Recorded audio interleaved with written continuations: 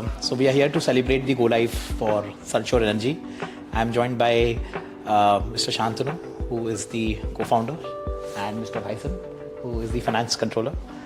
It'll be great, Shantanu, if you could quickly walk us through the Sunshore story and your background with the company and where we are today.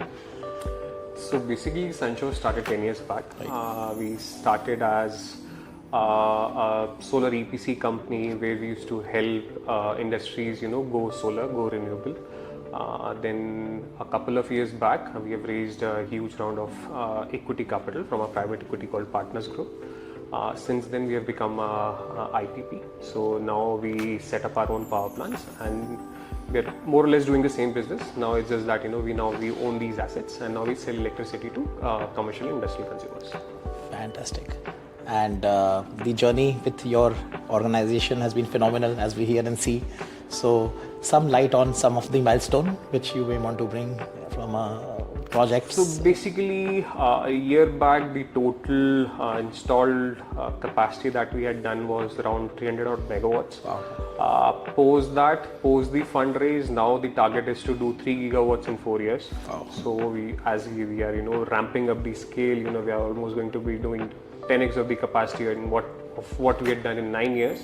So that's why we thought that that we need to improve our processes. We need to bring in better ERP systems. We were already doing a ERP system, but because of the scale and the opportunity in front of us, we thought that SAP would be a good product for us. Wonderful. So you already answered the question, why SAP? Yeah. And so walk us through your last 100 days SAP journey, and now since you're go live, it's too early to ask whether business is benefiting, but what are some of the key expectations? One key expectation is, and before we finalized with SAP, we looked at a lot of different ERP solutions. And one thing which we were looking for is a better process control. So reporting, a lot of ERP systems can do, but the proper process control, which really means that the report that you're getting is actually what is happening in the business. That's where we thought that SAP is different from other ERP solutions, right. And that's why we went ahead with that. And we believe, so I think we are yet to see the results. Right. I think they are almost like a quarter away, but we are really hopeful that we'll achieve what we have set out to achieve. Absolutely. Agility was also one of the biggest things for us in software. So we evaluated a lot of softwares and we just wanted to go ahead with something which can scale up as the organization scales. Where Shantanu mentioned that we will start with 150 megawatts this year and the target is to reach more than 3 gigawatts in the next 3-4 years. So we don't think that there is any other ERP which can complement this journey.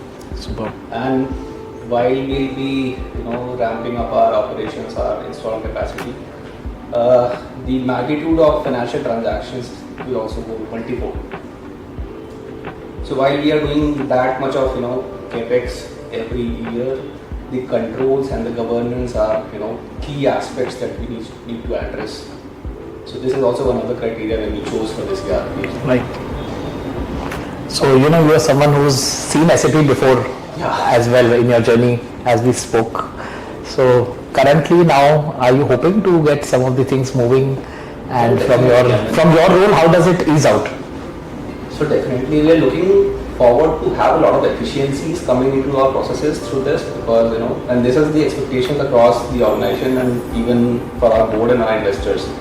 Because today, to close the books, we gave almost 15 days. We are now hoping that we'll reach into a scenario where we'll be able to close our books within 2 days or 3 days of month end.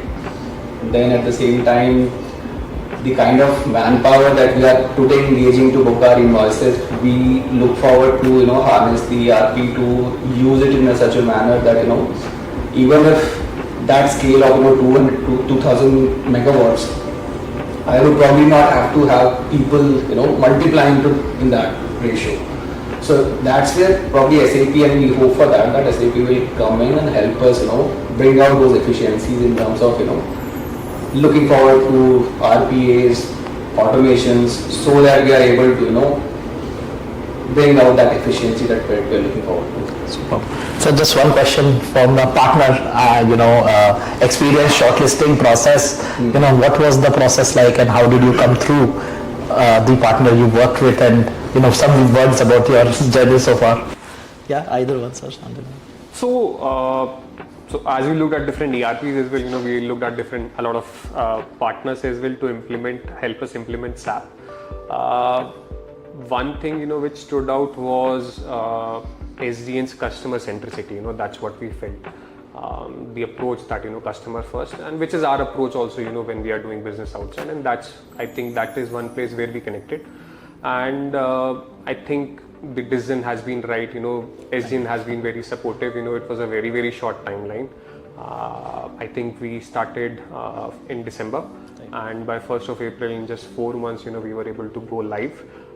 That shows SGN team's agility, their close, working with our team, and it's a very, proactive process, because a lot of changes are happening. We didn't have 6-9 months where everything is first documented in a blueprint document, then it gets implemented, then UAT happens. Over here, a lot of things are happening parallelly. So that, close coordination between teams were necessary, and which I think, SGN was able to do. Oh, thank you so much, and thank you for, constantly being support. I think it's a great journey for us also with the learning curve, another yet new name adding to our kitty. So we are very grateful, honestly, for the opportunity given, and we will hope to continue to build more trust and relationship as we work together. Any last tip for any new customer who's going to see this video from just a decision viewpoint, because I think there are some pain points when it comes to the cost of SAP or the partner, and there are multiple folds of partners, right? So cost becomes a very big pain area for the ecosystem. So any suggestion for the new adopters? So I think, ERP implementation as such, people need to look at from a long-term perspective. It's not a 2-3 year break-in kind of a thing. You have to think of that, the organization is built for decades. So you also have to think in those terms when you are implementing a ERP solution, which gives you that ability to scale up your operations, to do different things.